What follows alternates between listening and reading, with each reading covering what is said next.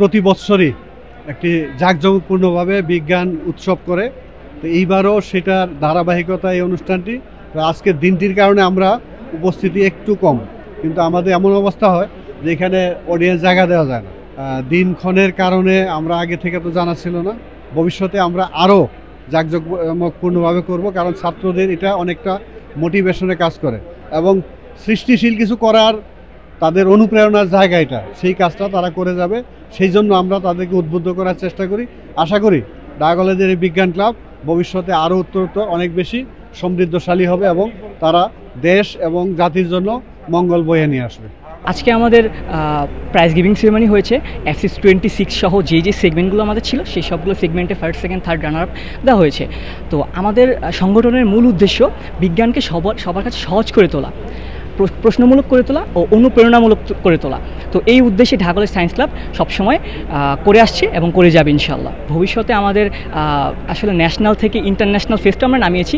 তো আমাদের ইচ্ছা আছে যে এই ধারাবাহিকতা সবসময় কন্টিনিউ করা আর কি। ঢাকা কলেজ বিজ্ঞান ক্লাব কর্তৃক আয়োজিত ইন্ট্রা ফেস্টিভ্যালে সোলো কুইজে পার্টিসিপেট করেছিলাম এবং আমি সেকেন্ড রানার আপ হয়েছি। তো আসলে যে অনুভূতিটা সেটা আসলে খুবই ভালো, কারণ যে কোশ্চেন প্যাটার্নগুলো আমরা দেখছি যে সোলো কুইজে যে ভ্যারাইস টপিক এবং ভ্যারাইস জনরা থেকে কোশ্চেনগুলো হয়, তো আমরা পাশাপাশি বাংলাদেশের জেনারেল নলেজ পাশাপাশি ইন্টারন্যাশনাল জিকে বা জেনারেল নলেজ যেটা বলি সেই সম্পর্কে আমরা জানতে পারছি।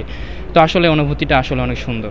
ইভেন্ট ডিজাইনার হিসেবে পুরো ফেস্টটিকে উপভোগ করেছি এবং অবশ্যই এই সুন্দর একটি এক্সপিরিয়েন্স অর্জন করে নিজেকে খুব গর্ববোধ মনে হচ্ছে।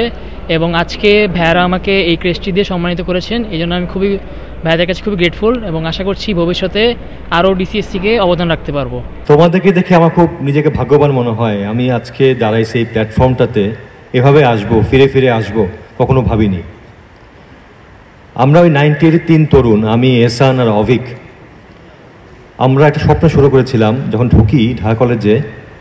সেরকম কোনো প্ল্যাটফর্ম ছিল না, এতগুলি মেধা, এতগুলি তরুণ স্বপ্ন ক্লাস করছে এখানে, আসছে যাচ্ছে, কিন্তু কোনো বাইন্ডার নাই, কোনো প্ল্যাটফর্ম নাই। তখন ইনফ্যাক্ট এহসানই বলল, আমরা একটা ক্লাব করি না কেন, যেখানে সব ছেলেমেয়েরা আমরা আসবো, আমরা আমাদের শেয়ারিং করব, আমরা স্বপ্ন দেখব এবং আমরা এই কলেজের জন্য, এই প্রাঙ্গণের জন্য কাজ করব। তো সেই প্রেক্ষিতে আমরা শুরু করলাম সায়েন্স ক্লাব। তো অনেক প্রতিবন্ধকতা, তোমার যেমন এখন অনেক তোমরা প্রিভিলেজড, তোমার স্যারেরা রয়েছেন, আজকে আলাপ হচ্ছিল, তোমাদের প্যাট্রোনাইজ করে, তোমাদেরকে গাইড করে।